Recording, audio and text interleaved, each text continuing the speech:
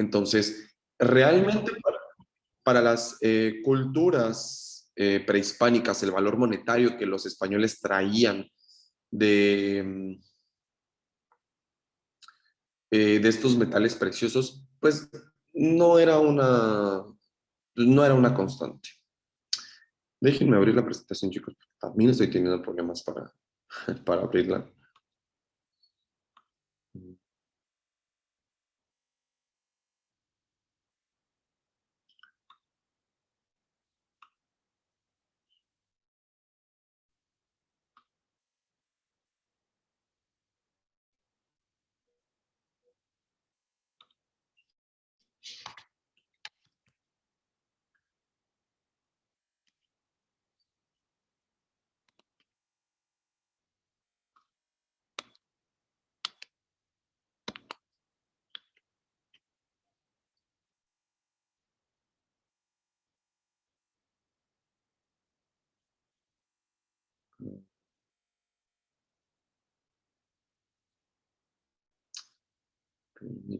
Permítanme.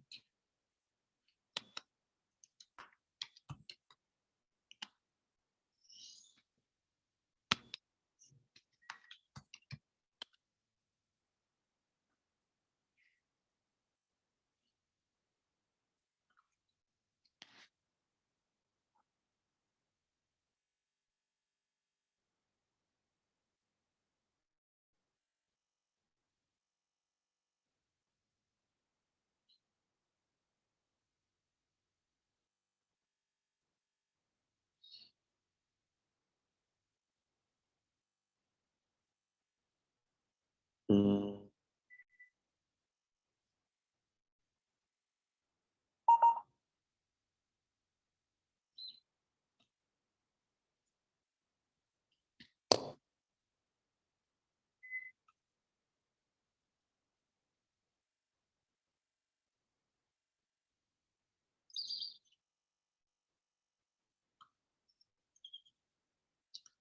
listo, ya les voy a compartir la pantalla.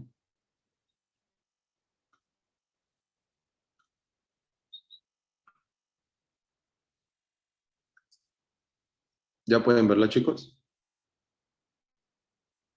Ya. Ya. Perfecto. Bien, chicos, pues miren, aquí tenemos la recapitulación de las historias que vimos. Voy a regresarme un poquito al mapa.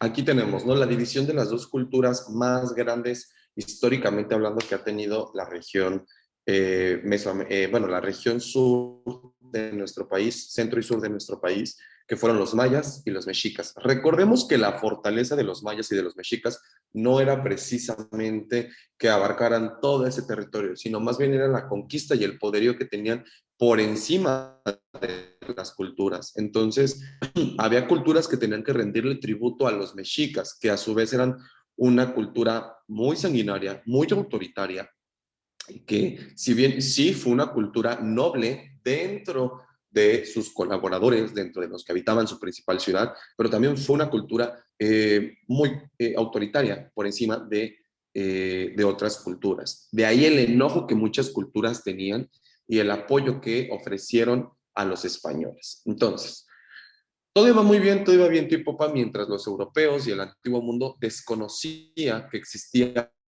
otro continente y existían otras tierras cruzando el océano Atlántico. Recordemos que para la Edad Media la idea era que la Tierra era plana, no era redonda. El hecho de llegar a un punto, atravesar los océanos hasta cierto punto, implicaba caer en algún abismo, monstruos acuáticos, etcétera. Es hasta el Renacimiento, aquí es cuando comenzamos a relacionar un poco con las clases de historia universal, es hasta el Renacimiento cuando vemos que se comienzan a trazar nuevas rutas comerciales y se reactiva la teoría de un mundo redondo. Al reactivarse esta teoría, empiezan a existir ciertos navegantes que plantean una ruta para rodear el planeta y poder llegar a las Indias Orientales. Las Indias Orientales, llámese la India, llámese China, llámese todos los territorios sudasiáticos, para poder conseguir mercancías, especias, telas, seda, pólvora, etc. Entonces, hasta que llega una personita a América, que realmente todavía no se llamaba América, ¿quién me dice quién fue la persona que llegó a América y que la descubrió hasta cierto punto? ¿Cuál color? ¿Exactamente en qué fecha? 1492. Perfecto. 12 de octubre de 1492 llega Cristóbal Colón a un territorio nuevo. Se le llama descubrimiento de América, pero pues realmente no es como que se haya descubierto, simplemente se llegó a un territorio desconocido, a un territorio no explorado, del que no se tenía conocimiento. Llega, la teoría dice que llegó a las islas de las Bahamas y a partir de ahí comenzó su exploración y darse cuenta que no solamente eran islas, sino que sí eran, sino que existía un terreno más extenso. ¿Sí? El señor Colón se muere incluso sin saber que había llegado a un nuevo continente. Entonces no es hasta que Américo Vespucio, otro viajero italiano y cartógrafo, perdón, traza el primer mapa de América y se le da el continente de América a Américo Vespucio. Comienzan las exploraciones, dado a que la corona española es la que mayoritariamente había financiado los viajes de Cristóbal Colón, el Vaticano decide que se le da la mayoría de los terrenos. Ahora van a decir, ¿y por qué también Brasil tuvo que ver? Porque Brasil también financió parte del proyecto, perdón, Portugal financió parte del proyecto. Entonces, los terrenos del actual Brasil, el Papa se los otorgó a Portugal, así como los terrenos de los Estados Unidos de América, fue terreno que el Papa ordenó se le entregaran a América. Y es como comienzan las exploraciones españolas a territorio americano. Comienzan a establecerse en puntos estratégicos. La isla de Cuba fue el principal punto en el cual salían y entraban expediciones a América. Poco a poco comenzaron a crecer las expediciones. Hubo varios exploradores que fueron los que principalmente se encargaron de analizar la zona que actualmente comprende nuestra República Mexicana. Llámese Hernán Cortés, llámese Diego de Velázquez, quienes, Juan Grijalva, quienes le invirtieron muchísimo para explorar la región.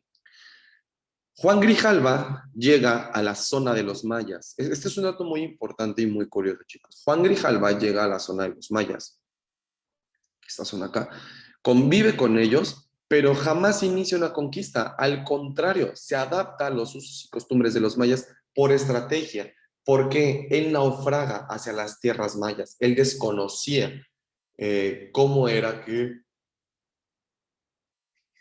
la gente, o que esta cultura se movía. ¿Qué es lo que hizo? Pues para salvaguardar su vida, evitar morir sacrificado o evitar morir de alguna otra manera, logra adaptarse a las costumbres mayas, aprende el idioma y comienza a vivir como un maya. Esto fue un punto importante para que cuando Hernán Cortés llegara a la península de Yucatán, se encontrara con alguien que le diera un panorama más amplio de lo que estaba sucediendo. Hernán Cortés se encuentra con Juan de Grijalva,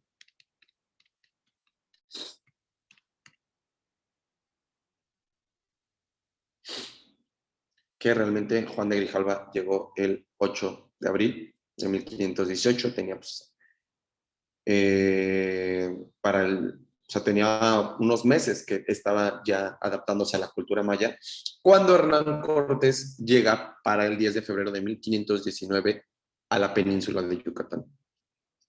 Se lo encuentra, Juan de Grijalva le habla de una ciudad de la que todo el mundo habla, con muchísimas riquezas, con mucho oro, que tiene hartos a muchos de los habitantes de estas nuevas tierras. Y eh, que podría ser un punto estratégico para adquirir mercancías para la corona española.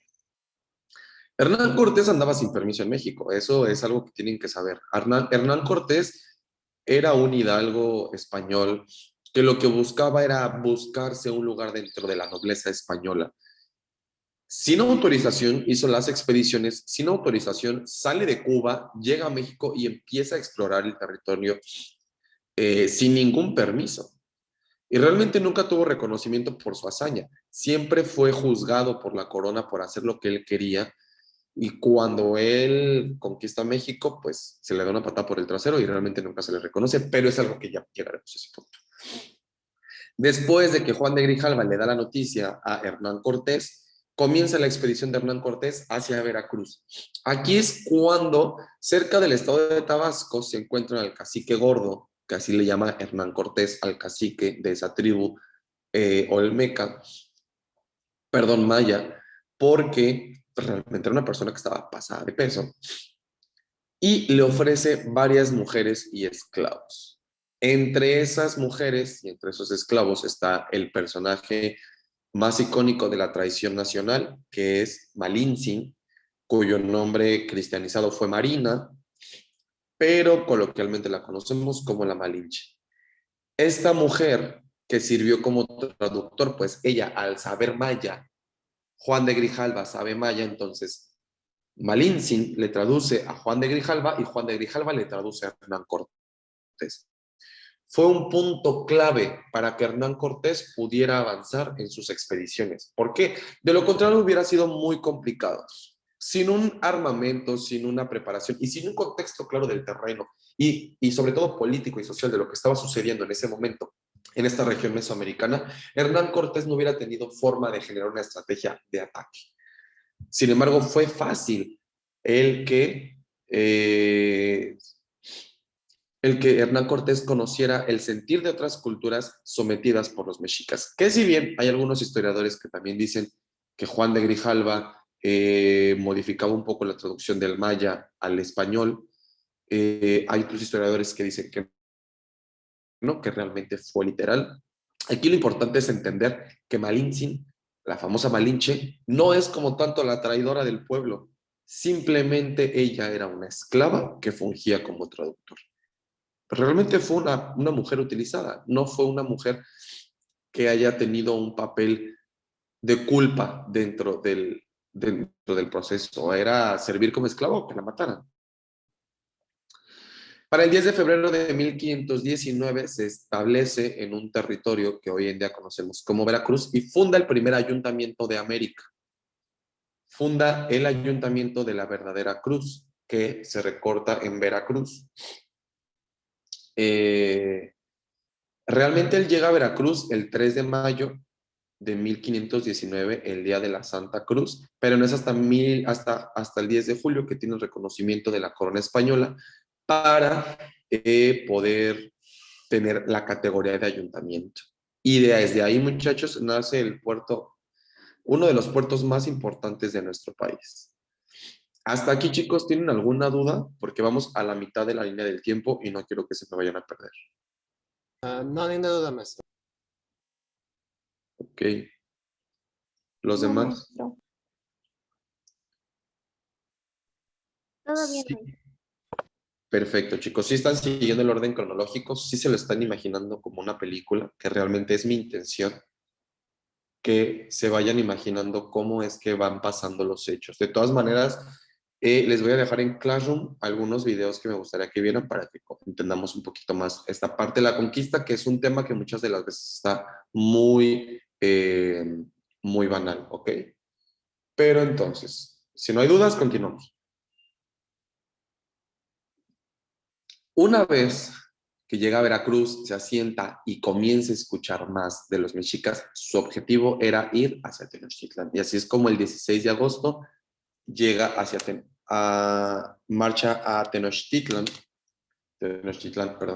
marcha a Tenochtitlan, pasando por los actuales estados de Puebla y de Tlaxcala. Vuelvo a lo mismo, chicos. Recuerden que en ese momento no existía una división territorial o política por estados, ¿saben? Sino que era la congregación de diferentes tribus y culturas. ¿Qué es entonces lo que pasa? Atraviesa por donde se encontraban los tlaxcaltecas, ¿sí? Hubo una matanza en Cholula, el 18 de octubre, una matanza en Cholula, una tribu tlaxcalteca quiso atacar a los españoles. Los tlaxcaltecas eran una tribu completamente sanguinaria, basada en la guerra. Atacan a los españoles y entonces en Cholula precisamente hay un enfrentamiento entre españoles y tlaxcaltecas. Una vez que los tlaxcaltecas se rinden, vamos a ver que comienza este apoyo entre tlaxcaltecas y españoles. Realmente los tlaxcaltecas era la tribu con la que más tenía problemas a la hora de lidiar la cultura mexica. Era una tribu que sí estaba bajo el yugo mexica, pero a su vez era una tribu que le daba muchos problemas porque eran guerras constantes. Realmente los tlaxcaltecas fueron inteligentes porque tomaron apoyo de los españoles, quienes traían armamento nuevo, quienes traían elementos nuevos como el caballo, otras ideas y otras estructuras de guerra menos rudimentarias a las que tenían las culturas prehispánicas en México. ¿Ok? Para el 8 de noviembre de 1519, Hernán Cortés entra a Tenochtitlán. Hay que entender algo, chicos. Cuando Hernán Cortés entra a Tenochtitlán, no realmente fue el inicio de la conquista. Él llega a Tenochtitlán y, de hecho, el güey Tlatuani, que estaba en ese momento ahí, que realmente estaba, pues, gobernando, ¿cómo explicarles? El güey Tlatuani era el emperador, así vamos a poner, era el emperador. Entonces, el que estaba en ese momento, que fue Cuauhtémoc, lo recibe, lo atiende como todo un rey, le da un espacio en el palacio. Recordemos que Quetzalcóatl, que se había manifestado de alguna manera, venían en caballos, que en la vida habían visto animales de 4 patas los mexicas. Realmente fue una imposición cultural tan grande que creían que eran seres prestigiados que venían desde el inframundo o desde el panteón mexica. Se les atendió, se les daba de comer y se les tuvo en el palacio. Esto sirvió para que Hernán Cortés evaluara por completo cuál era el estilo de vida que les podían ofrecer. Y por supuesto que quedó impactado.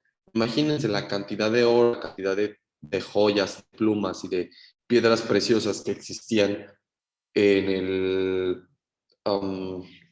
en el palacio. Entonces, pues por supuesto que Hernán Cortés dijo, de aquí soy, y tenía de dónde saquear. Para 1520 hay una redada. El 30 de junio de 1520, Hernán Cortés se le ocurre sacar la casta y sitiar Tenochtitlán.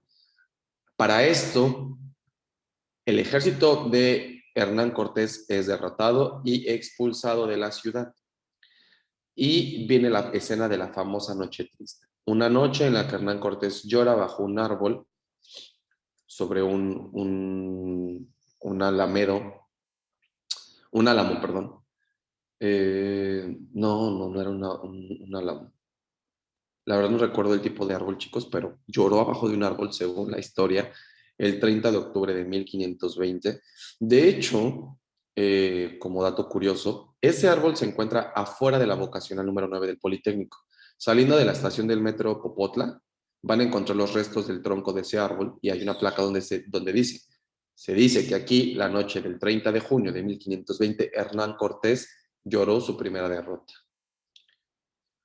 Esto hace que el señor pues tome vuelo, tome impulso y lo que quiera es pues venganza. Regresa con los tlaxcaltecas, les pide apoyo y comienza el sitio a Tenochtitlán. ¿Qué es un sitio, chicos? El sitio o sitiar una ciudad. Dime. Que es una estrategia militar es en aislar un pueblo, una civilización o lo que sea, en una sola región que no entre agua ni comida, o sea que no tengan contacto, nada. Muy bien, excelente, ya iba yo a explicarlo, pero me parece muy bien que tú lo hayas dicho. Efectivamente, chicos, como lo dijo su compañero, el sitio es aislar una población que no entre ni agua ni comida y ponerla en un sentido vulnerable para que se le puede atacar de una mayor forma. Fue lo que hicieron los españoles en ayuda de los tlaxcaltecas. Sitian todos los acueductos que traían, que purificaban el agua al lago de Texcoco. Ahora van a decir, ¿pero por qué tenían que purificar el agua si vivían en un lago rodeados de agua? Porque aunque no lo crean, el lago de Texcoco era un lago de agua salada. Entonces, al momento de sitiar los acueductos, la entrada de comida, todo el poder económico comienza a decaer, la adquisición comienza a decaer, los cultivos comienzan a perderse. Para esto, con la ayuda de los tlaxcaltecas, entran por la calzada de Tacuba y la calzada de Tlalpan.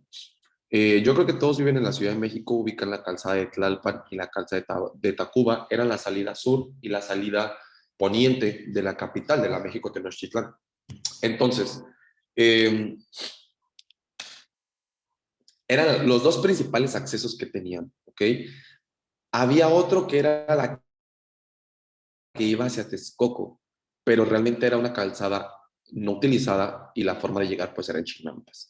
Entonces, los españoles entran por tierra, por las calzadas, pero también crean la estrategia naval, crean pequeños barcos para atacar por agua a la ciudad. Hay que sumarle el aumento de elementos que provenían de Veracruz, que estaban establecidos en Veracruz, y el aumento de elementos que eran parte de los tlaxcaltecas. Así fue como, imagínense, mayo, junio, julio, agosto, fueron 4 meses de sitio, hasta que el 13 de agosto de 1521 cae la México Tenochtitlán, en manos de los españoles y con ayuda de los tlaxcaltecas. Aquí yo pondré como traidores a los tlaxcaltecas, realmente. Sin embargo, bueno, cae la México Tenochtitlán y ¿qué es lo que viene? Pues una imposición. Cuentan algunos historiadores, chicos, que realmente cuando cae Tenochtitlan, Hernán Cortés, la intención que él tenía no era completamente destrozar la ciudad. Él, de hecho, quería dejar el Templo Mayor como un símbolo o un trofeo de la victoria que habían tenido por encima de este pueblo. Realmente el momento,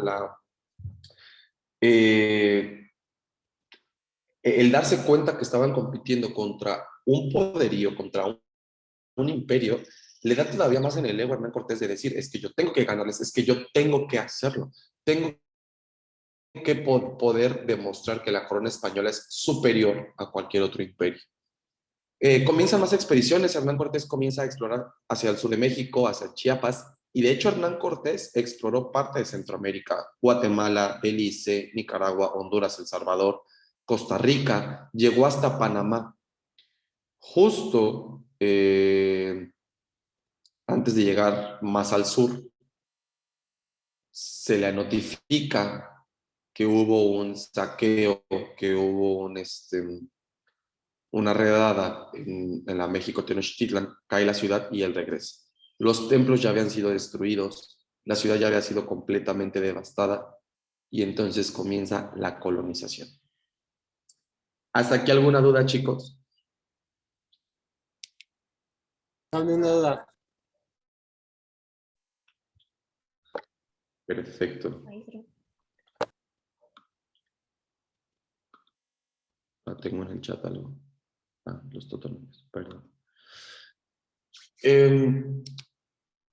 Pues bien, muchachos, entonces empieza la colonia en 1521.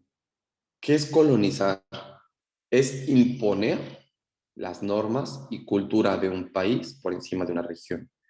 En este caso, recordemos que las culturas prehispánicas de México eran culturas politeístas, tenían muchísimos dioses, uno para cada situación o para cada fenómeno natural o biológico. Y a su vez, las características físicas de sus dioses no eran muy agradables para los españoles y su religión católica. El cristianismo fue fundamental para la colonización. El someter a los indígenas como esclavos y darse cuenta, no darse cuenta, más bien establecer un parámetro social que fue una imposición realmente, comienza a crear la idea o a difundir la idea de que los indígenas no tenían alma porque eran personas que creían, que no creían en Dios, que no creían en la Virgen, ni en ningún santo, ni en Jesucristo. Entonces, para que ellos pudieran ser incluso ser considerados como seres humanos, se les tenía que bautizar. Puntos claves para la colonización. Extracción de recursos. Explotación de los indígenas. Evangelización y el crecimiento económico de la corona española. ¿Cuál era el punto de la colonización? ¿O cuál era el punto de llegar a nuevos lugares? Además del financiamiento que había dado la corona española para los viajes de Cristóbal Colón. El punto era ese, ver cuál era el imperio más fuerte de ese momento. Y por supuesto que la corona española se consolidó como el imperio más grande.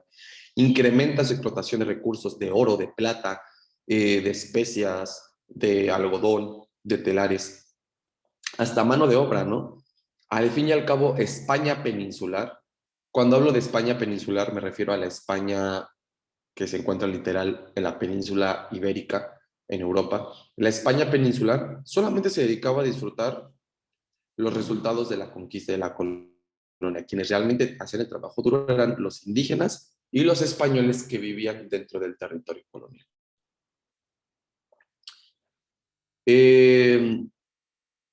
Si bien la estrategia principal de la colonización, a diferencia de muchas colonias en otros periodos históricos o en otros lugares, por ejemplo, como las colonias en África, que no representaron un cambio social tan grande, aquí en América sí.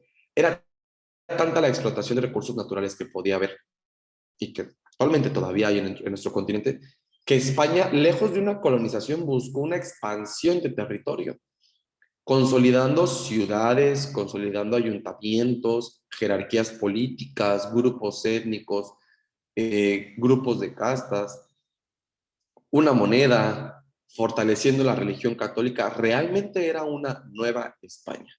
Entonces, llega el momento en el que toda esta parte colonial necesitaba una excelente administración, necesitaba una mejor administración, necesitaba adaptarse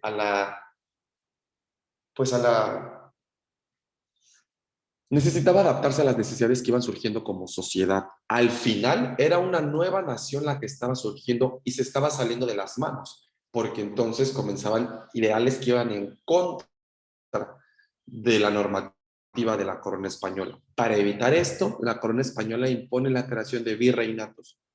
El virreinato, chicos, es la representación del rey dentro de un territorio de ultramar español. Y así es como comienza y nace el virreinato de la Nueva España, que es el virreinato que nos corresponde a nosotros como nación mexicana.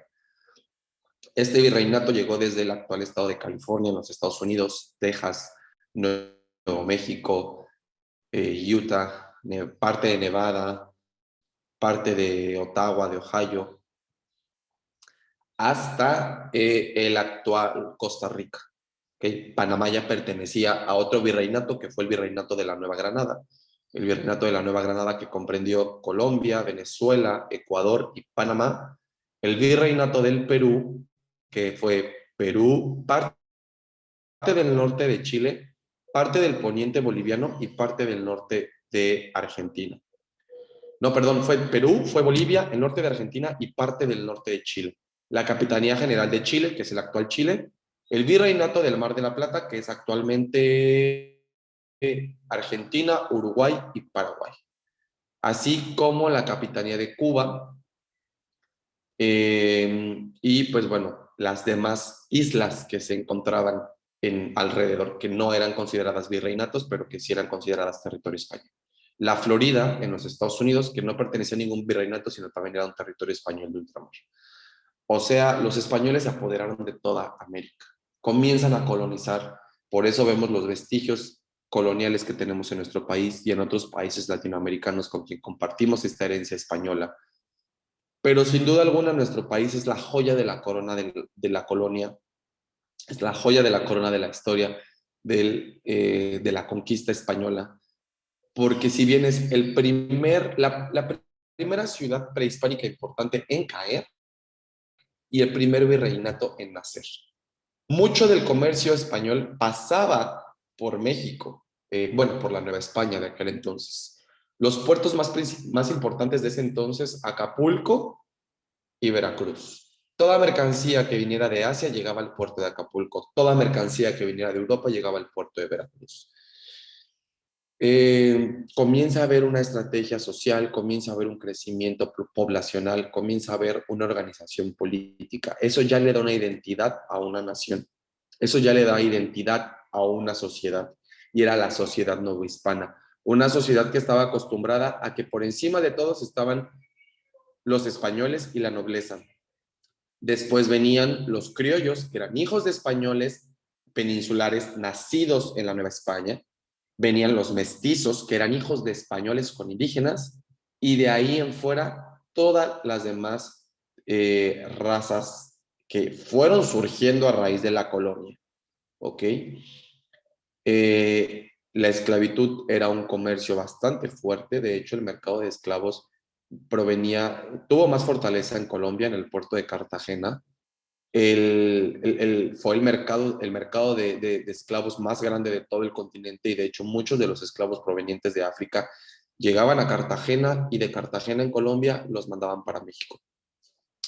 Llegaban por el puerto de Veracruz, donde se volvían a subastar. Era completamente una aberración humana que se le hiciera eso, o sea, a otro ser humano. A lo mejor hoy en día lo platicamos, pero en ese momento hay que entender que en ese momento era un día a día y algo completamente normal, y que incluso mucha de la sociedad aceptaba el papel con el que le había tocado nacer. Los negros aceptaban que por el simple hecho de ser de raza negra tenían que aceptar su destino de ser esclavos, cuando realmente no, ¿ok? Fíjense cómo son las cosas, chicos. Recuérdense que hablemos de la Revolución Francesa. Recuerden que hablamos de todas estas ideas que surgen en Francia y que se comienzan a expandir al mundo, y surge la Declaratoria de los Derechos Humanos. Esos ideales comenzaron a expandirse por todo el terreno, pues por todo el mundo, ¿sí? Por todo el terreno planetario, y llegaron a la Nueva España. Sin embargo, a pesar de que esas ideologías llegaron a la Nueva España, la fortaleza de las instituciones novohispanas era muy grande, ¿ok? ¿Cómo estaba dividida la fortaleza política y la forma de gobierno de la Nueva España? Teníamos el Consejo de las Indias. El Consejo de las Indias estaba establecido en la España peninsular, que era un órgano desconcentrado. ¿Saben qué es un órgano desconcentrado, chicos?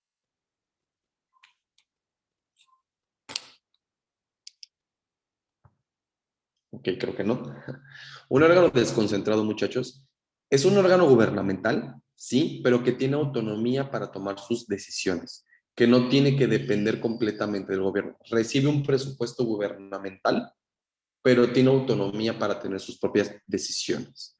Entonces, el Consejo de las Indias era un órgano desconcentrado de la corona española que determinaba el funcionamiento y manejo de los territorios recientemente adquiridos. A ellos era a quien tenía que rendirles cuentas el virrey, además de ser la representación del rey de España dentro de los nuevos territorios. Entonces, en el punto más alto tenemos el Consejo de las Indias, y después tenemos al virrey, y por último las audiencias. La audiencia, que fungía como un tribunal de justicia. Dentro del territorio novohispano teníamos tres audiencias muy importantes: la de la Ciudad de México, la de Guadalajara y la de Guatemala. ¿Okay? Guatemala era parte de la Nueva España, es algo que también deben saber. Entonces, estas tres audiencias fungían como tribunales de justicia, y esta era la división de poderes que tenía la Nueva España. Y no podemos hablar como tal de una división de poderes, muchachos, pero solo les doy el nombre para que lo tengan un poquito más claro, porque no existía el ejecutivo, legislativo y judicial, pero sí existía una distribución de la organización, sí existía una distribución de la organización política. ¿Ok? ¿Dudas en cómo se gobernaba en la Nueva España?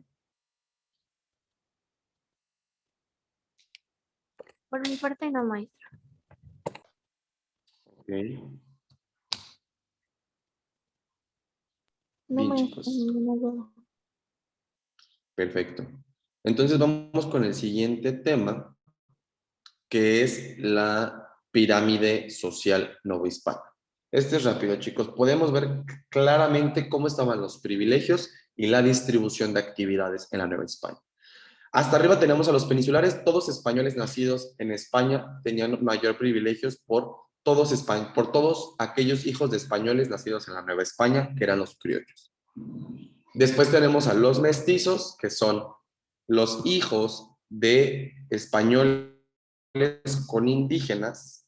Después tenemos a los indígenas y por último tenemos a los esclavos, que son los negros.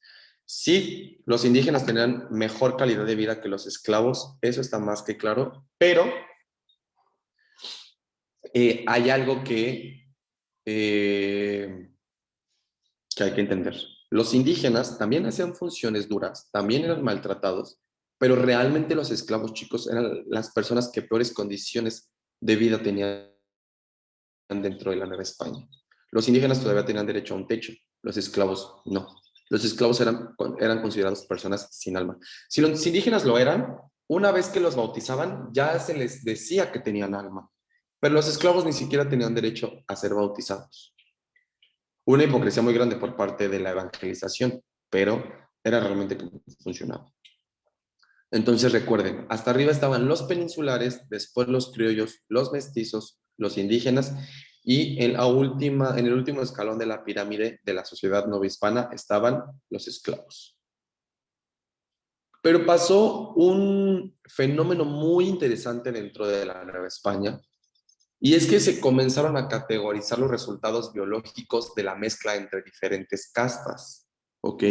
Si bien ya vimos que la combinación entre español e indígena era criollo, pero ¿qué surgía de la combinación entre un criollo y un indígena o de indígena? Estas mezclas o estas castas que comienzan a surgir, era tanto el clasismo que se tenía en la época, era tanto el interés por saber qué rol en la sociedad iba a ocupar cada quien, que se tenían eh,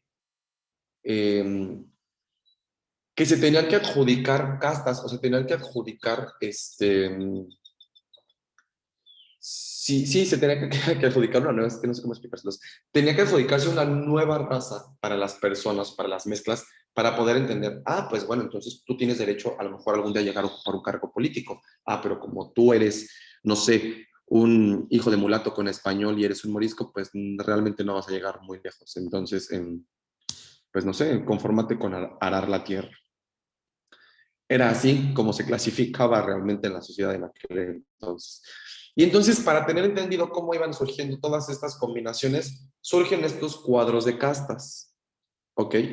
Los cuadros de castas pues eran pinturas que surgen en la Nueva España para determinar o saber qué trato darle a las personas. O sea, imagínense, para poder saber qué trato le iba a dar, porque pues no era lo mismo hablarle a un criollo o a un peninsular que pues hablarle a un indígena, que hablarle a un morisco o hablarle a un mulato. Pues aquí les dejo un ejemplo de algunas combinaciones, ¿no? Son muchísimas, chicos, fueron alrededor de 200, no las vamos a ver obviamente, pero solamente es para que se den el panorama y si les llegan a preguntar cómo era que se clasificaban las diferentes castas, pues a través de los cuadros de castas, donde incluso por evaluación numérica venían cuál tenía prioridad por encima de otra casta. ¿Okay? Y bueno, chicos, vamos a dejarlo hasta aquí porque la próxima clase ya vamos a ver un poquito más eh, de la forma de ejecución de justicia que existía en la Nueva España, que recordemos que el punto rector de la cultura novohispana y el punto rector de la política, de la sociedad y de la economía novohispana era 100% la religión. La religión fungió un papel importante. Todos sabemos, y es cultura general, que la religión predilecta en ese momento era la católica. No existía el derecho a ejercer otra religión, ni de chiste iba a suceder eso. Pero existía un elemento y una institución que se encargaba de aplicar la justicia, si a eso se le puede llamar justicia, pero para la época lo era, y marca el declive de la corona española, marca el declive de los virreinatos y marca el inicio de la revolución independiente. Entonces, para que lo tomen en cuenta la próxima clase, les voy a dejar material de apoyo dentro del Classroom. Van a hacer algunos videos que tengan que ver con la conquista y con la distribución social de la Nueva España, para que tengan un poquito más gráfico lo que hablamos el día de hoy. Y ya saben que si tienen dudas, pues me pueden escribir, me pueden comentar cualquier cosa.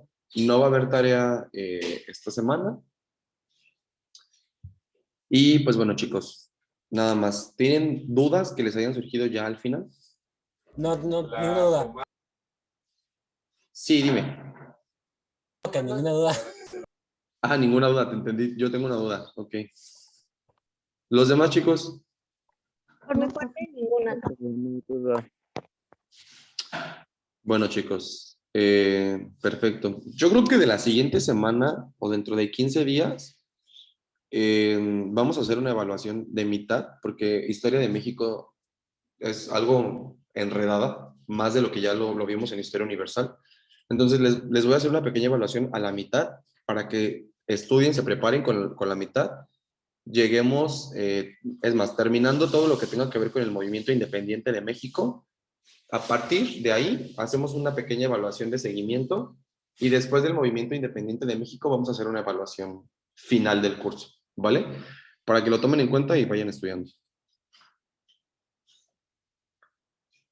Bueno, chicos, entonces, pues los dejo. Gracias, como siempre, por su tiempo. Descansen, disfruten mucho el fin de semana. Cuídense mucho y nos estamos viendo dentro de 8 días.